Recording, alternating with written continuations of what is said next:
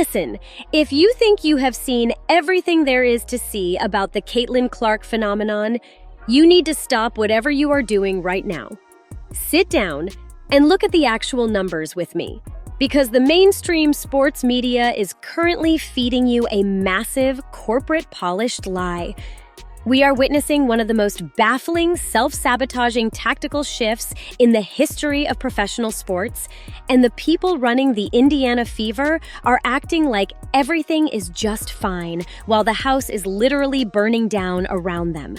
Everyone out here is calling Caitlin Clark overhyped or saying she is just a media creation, but the data is telling a story that would make any network television executive completely lose their mind, and it is definitely not the victory lap that the Women's National Basketball Association public relations machine wants you to believe it is.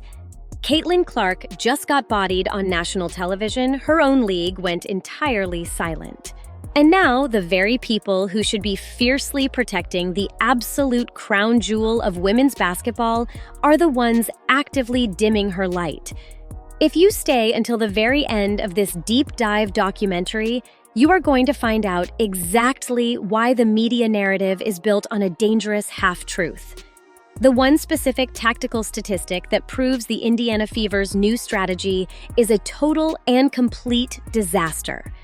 And the real reason why what is happening to Caitlin Clark right now is so much bigger than just a game of basketball. Before we dive into this absolute chaos, I have to give you a quick note that everything we are talking about today is strictly based on publicly available information, verified broadcast reports, and our own intense film and data analysis. We are not affiliated with Caitlin Clark, the Indiana Fever, or the league itself. We are just here to break down what the numbers actually say, and right now, let me tell you the numbers are screaming. Let us keep it 100% real right out of the gate. The league and the Ion Television Network are out here throwing a massive parade because they drew 743,000 viewers for a preseason game featuring the Indiana Fever and the New York Liberty. They are tweeting it out like it is this massive historic win, aggressively bragging about a 76% increase over the Ion Network's first preseason game from last year. But here is the critical part. They absolutely do not want you to see the part they are desperately trying to bury under the rug to protect their own executive egos. In the year 2024, a preseason exhibition game featuring the Indiana Fever against the Brazilian national team drew a staggering 1.3 million viewers on ESPN, with the broadcast peaking at 1.6 million viewers. Do the math with me right now. That is a 43% drop in viewership for the highly anticipated debut of the new season. The television audience dropped by nearly half, going from 1.3 million to 743,000. Nearly 500,000 people just disappeared, entirely gone from the screen. And do not let any of these mainstream pundits tell you it is just because the Ion Network is a smaller station than ESPN. That is a lazy, fundamentally flawed excuse, and it ignores modern television distribution entirely. ESPN is a premium cable network available in approximately 70 million pay television households, meaning you have to actively open your wallet and pay a subscription to see it. The Ion Network, on the other hand, is a massive, free-to-air broadcast network available in over 100 million homes. It is completely free on digital antennas, Roku devices, YouTube TV, and basic streaming. Ion mathematically possesses a significantly larger, much more accessible distribution footprint than ESPN by over 30 million additional households. The games were completely free. The distribution was massively wider. The opponent was the defending Eastern Conference champion Super Team, and yet the television ratings still dropped by over 500,000 viewers. Why is this happening? Because the deeply invested fan base is absolutely fed up, and they are starting to vote with their remote controls and their wallets. You can clearly see the fire starting in the comments section all over the internet. Let me read to you exactly what the actual ticket-buying public is saying right now. Kenneth Kahn explicitly stated that if Stephanie White will not name Caitlin Clark the face of the team and the most valuable player, they can pound salt, demanding they trade her and let her take another team to the championship. A fan named Dave Haskin posted that the loss of fans lays squarely on Stephanie White's shoulders, noting that the fans want to see the Iowa version of Caitlin Clark, adding that White's version of Clark sucks, and the fans are officially fed up.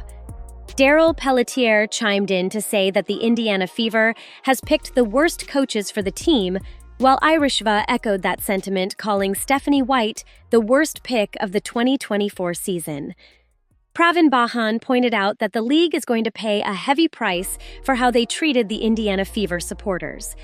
Joseph Gomes wrote a passionate breakdown stating that as a lifelong basketball fan, he tried the league a couple of times over the years, but found it boring and slow. He said he tuned in to check out Clark and has stayed since then because the fastball game worked, but now Coach White is trying to go backwards in time to slow down the game. He screamed, "No, no, no, I am here for Clark and the fastball game." Albert Head argued that the price seems to go up drastically when Clark is playing, and he would not pay that much to watch a sports event.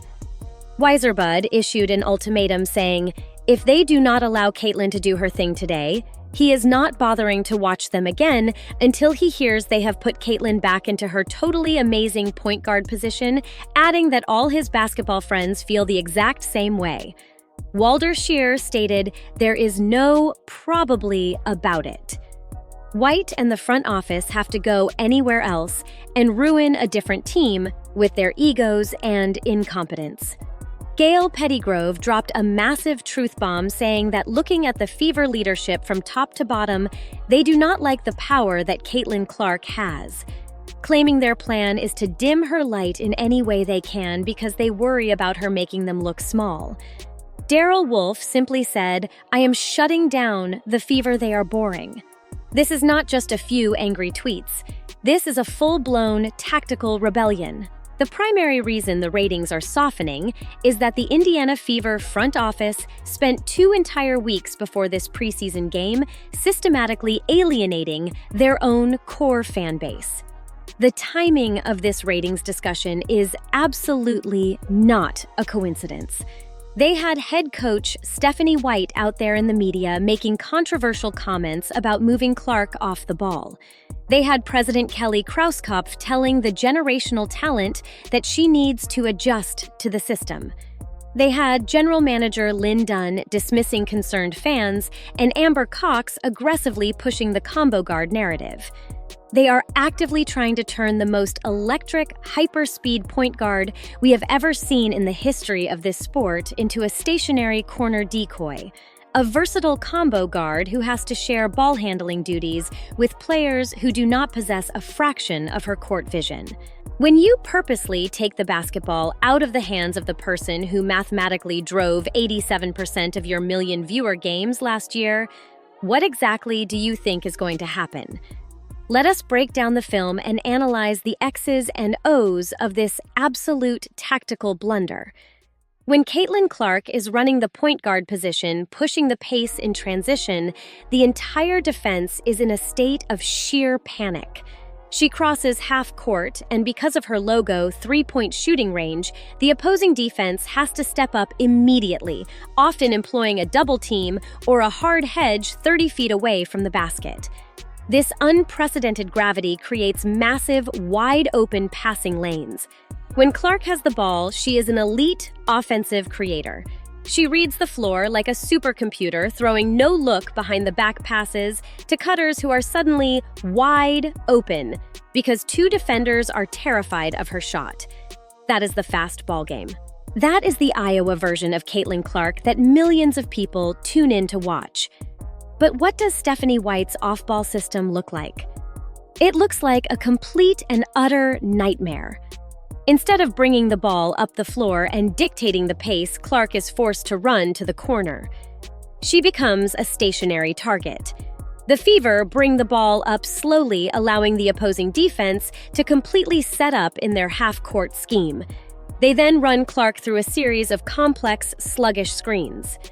By the time she finally touches the basketball, the shot clock is halfway gone, the defense is perfectly rotated, and her forward momentum is completely stalled. You are taking a Ferrari capable of going 0 to 60 in 3 seconds, and you are forcing it to drive through rush hour traffic in a school zone. It is mind-boggling incompetence. People are not tuning in to see a versatile rotation or a fundamentally sound half-court set. They are tuning in to see Caitlin Clark pull up from 35 feet and throw transition dimes that look like they belong in a highlight reel. By restricting her, the Fever are actively telling their audience that the product they love is no longer available. Let us put this in perspective using cold, hard numbers. People keep saying she needs to adjust, she needs to share the load. Adjust to what? Let us look at the top 50 players by estimated ELO rankings right now, a model-based ranking that reflects recent production efficiency and positional impact. Ken Thompson provided this exact breakdown. Ranked number 1 is A'ja Wilson, the franchise superstar with an estimated ELO of 1,875. Ranked number 2 is Nafisa Collier at 1,845. Number 3 is Brianna Stewart at 1,815. Number 4 is Alyssa Thomas at 1,795. And right there, sitting at number 5 in the entire world is Caitlin Clark, the elite offensive creator with a score of 1,775. She is mathematically ranked higher than Sabrina Ionescu at number 6, who sits at 1,755. She is ranked higher than Kelsey Mitchell at number 7 with 1,735. She is ranked higher than Paige Bueckers at number 8 with 1,725.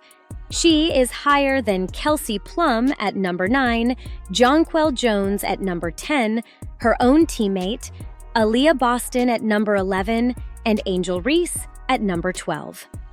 We are talking about the 5th most impactful player on the planet based on advanced metrics, and her own coaching staff is treating her like a role player who needs to learn how to stand in the corner. And if the tactical sabotage on the court was not insulting enough to the fan base, we have to talk about the PR and medical reporting disaster occurring off the court. A professional sports franchise relies heavily on transparency to build and maintain trust with its ticket-buying public. But look at how the Indiana Fever are handling their business.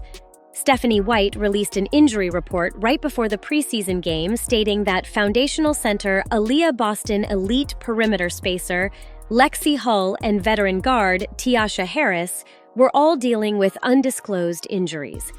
But instead of giving a clear professional update, White stood in front of the media and said, "I think we still probably be cautious with that. I think the goal is to probably get some of them minutes on Saturday if we can." What in the world does "if we can" mean? Can you or can you not? We are dealing with a complete mystery lower leg injury for Aaliyah Boston, arguably the second most important player on the roster. The lack of transparent professional communication from the Fever medical staff and the front office is actively hurting the brand's fundamental credibility. A massive section of the Fever fan base has grown highly skeptical of the messaging. They feel like they are being tag-teamed by a front office that thinks they are stupid. When a fan pays thousands of dollars for season tickets, they expect respect. They expect to know if the players they are paying to see are going to be on the floor. Instead, they get vague answers and corporate spin. The stakes here could not possibly be any higher. The league's recent economic surge is built heavily, almost entirely on Caitlin Clark having the basketball. That is not an opinion. That is a mathematical fact fully supported by viewership data from the last 2 years. In her rookie year, Clark was involved in 20 of the 23 games that drew more than 1 million viewers. 87% of the most watched games featured her. And when she was sidelined for 2 weeks with a quad injury in 2025, national television viewership plummeted by 55%. The league lost more than half of its audience because one singular player was sitting on the bench. This is a league heavily dependent on one player for its fundamental economic viability. So when the 2026 preseason opener draws 743,000 viewers instead of the 1.3 million from 2 years ago, the critical question for network executives is whether the Clark effect is cooling off, and if it is, exactly why. And the answer is glaringly obvious to anyone paying attention: you are fundamentally changing the product that people fell in love with. This brings us to the ultimate proving ground, the highly anticipated regular season opener on May 9th against the heavily armed Dallas Wings. This is not just game 1 of the regular season. This is Paige Bueckers versus Caitlin Clark. This massive game is mathematically guaranteed to draw significantly more viewers than the preseason opener, but only if the product on the floor matches the hype. If Stephanie White finally swallows her pride, abandons her failed off-ball experiments, puts the basketball back in Clark's hands, and allows the hyperspeed transition offense to completely return, the television ratings are going to be absolutely spectacular. The fans will return, the energy will shift, and the narrative will correct itself. But if this stubborn coaching staff continues with the restrictive off-ball schemes, continues with the vague injury reports, and insists on a rigid half-court guard rotation that takes the ball out of her hands, the casual fans may continue to actively drift away. And let me tell you something about the television business. Once a massive casual fan base drifts away because they feel bored or betrayed, they absolutely do not come back easily. But beyond the box scores, beyond the staggering television ratings, and beyond the controversial tactical decisions, there is a profound lesson here that extends far beyond the hardwood floor. Caitlin Clark's ongoing story teaches us something incredibly vital about life, about facing pressure, and about dealing with systems that are designed to hold you back. When you are a disruptor, when you show up and fundamentally change the entire economic landscape of an industry overnight, there will always be a deeply entrenched system that tries to slow you down. There will always be people in positions of power, whether it is a coaching staff, a front office, or the media, who feel threatened by your light. They will try to get you to adjust you, to force you to fit into their safe, slow, and predictable little box.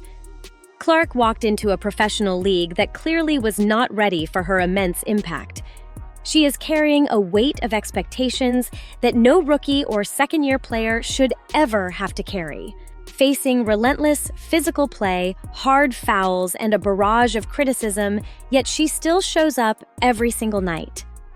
The incredible thing is that she is not silencing her critics by arguing with them in press conferences or complaining on social media. She is silencing them by continuing to do the work. And even when the organization makes highly questionable decisions that seem specifically designed to limit her greatness, the crowd still shows up for her.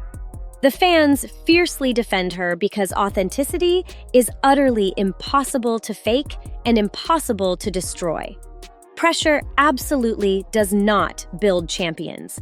How you respond to that immense pressure is what builds champions. In a world that constantly demands she be perfect from day one, Clark's real superpower is not just her limitless shooting range or her incredible court vision. Her ultimate superpower is her willingness to be completely imperfect in public, to take the hits to face the absurd off-ball systems, and to keep pushing forward anyway. That is not just a sports story. That is a brilliant blueprint for how to navigate a world that wants you to be less than you actually are. So I need to hear from every single one of you right now. If Caitlin Clark has ever given you a moment that made you jump completely off your couch and scream at your television screen, I want you to drop a basketball emoji in the comments section right this very second. Let us show her, and let us show this stubborn front office exactly how many people are fiercely riding with her. And I want your brutally honest take. Do you truly believe that Caitlin Clark gets treated fairly by the league, by the media, and by her own coaching staff? Do you think this off-ball system is just a temporary tactical experiment? Or do you believe it is a deliberate attempt by the Fever organization to dim her light and control her immense power? Drop your completely unfiltered thoughts down below. I read every single one of your comments, and unlike the corporate PR machines, we never delete opposing opinions here. Every single comment helps this vital story reach more sports fans who absolutely deserve to hear the full, unvarnished picture, not just the sanitized headlines pushed by the networks. If you believe the truth actually matters, you need to make some serious noise right now. Make sure you completely smash that subscribe button and hit the notification bell immediately, because the highly anticipated regular season is exactly 10 days away, and we are going to be right here aggressively holding this coaching staff completely accountable for every single tactical decision they make on that floor. Now you know the full, real story of what is actually happening with the Indiana Fever and the television ratings drop. But if you think this situation is tense, just wait until you hear what another player actually went through behind the scenes. The controversy surrounding Angel Reese makes this look like just a light warm-up, and I already made a massive video completely breaking it down. Trust me, you absolutely do not want to miss it. It is right there on your screen. Click that video, and I will see you over there to keep this conversation going. Stay analytical, stay loud, and never let them hide the truth from you.